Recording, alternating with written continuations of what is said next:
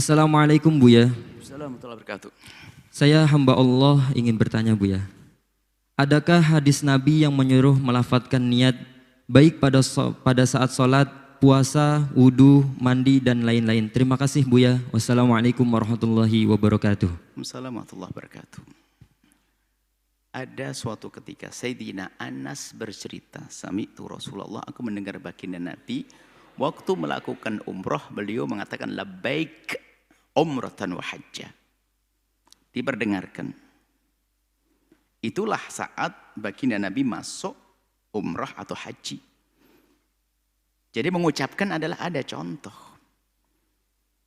Nih, kemudian setelah itu dia masuk pada yang lainnya. Ini contoh, yang lainnya juga sama ibadah yang lainnya. Mau mandi besar.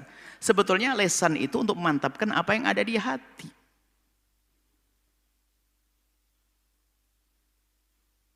Jadi lesan itu mantapkan di hati. Sebab lesan setelah berucap didengar oleh telinga. Seperti halnya di dalam bacaan kita diupayakan dalam membaca bacaan itu kita memperdengarkan bacaan di telinga kita. Karena dengan telinga direkam nanti, didengar oleh otak, hati, khusyuk setelah itu.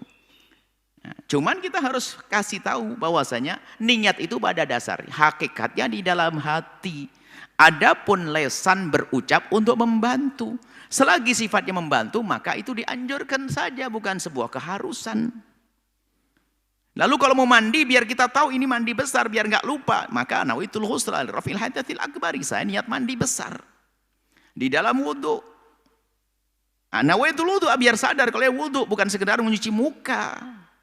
Bangun dari tidur, bersihkan kotoran mata, bukan itu. Ini niat, nawaitul wudhu'a. Maka para ulama, madhab Syafi'i usul mengatakan sunnah berucap. Di saat mandi besar apa? Termasuk di dalam sholat. Cuman karena sholat itu adalah awal pekerjaannya adalah takbiratul ihram, maka niatnya ucapkan niat sebelum takbiratul ihram. Maka ini dianggap sebagai muqaddimah niat agar dia itu sadar kalau dia mau ngapain, maka niatnya sebelum takbiratul ihram. Sehingga niat yang diucapkan dalam sholat itu belum niat yang sesungguhnya, menghantarkan agar dia memutus dari pikiran yang enggak, pikiran kemana, bisnis sebagainya, langsung sholli fardhon dhuhri arba rakaatim. Niat yang sesungguhnya adalah Allahu Akbar.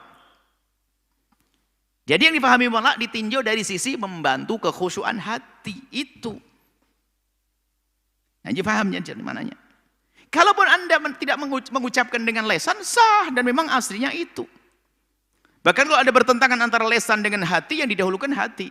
Misalnya kita sholat duhur, hati kita mengatakan duhur, tapi kita ngomong usolli fardhul asri. Sah, karena apa? Niatnya duhur. Jadi lesan tidak dianggap, tapi ini membantu. Selagi membantu kan kaidahnya. Selagi segala sesuatu itu membantu kesempurnaan sebuah amalan kan jadi lebih bagus, maka dikatakan sunnah. Seperti itu yang ada dalam mazhab Imam Syafi'i. Kalau di sana ada yang mengatakan tidak mau niat dengan lesannya, tentunya itu adalah urusan. Yang penting niat dengan hati, kan ada kesepakatan dengan kita tanpa harus mencari dan mengolok mengucapkan niat dengan lesannya ada bid'ah dan sebagainya. Dari mana ada pembid'ahan semacam itu? Ini loh permasalahan orang itu dikit-dikit mencaci orang lain. Saya sering beribadah juga tanpa mengucapkan niat. Allahu Akbar, sering sekali. Ada titik temu. Adapun yang mengucapkan dengan lesannya ada petunjuknya kok. Labbaik, waktu mengatakan Nabi labbaik didengar oleh Sayyidina Anas. Sayyidina Anas mendengar, berarti kan diucapkan. Kalau di hati nggak akan diucapkan. Oh, mengatakan itu kan beda, itu haji sama umroh dengan ibadah yang lainnya. Sama-sama ibadah dong.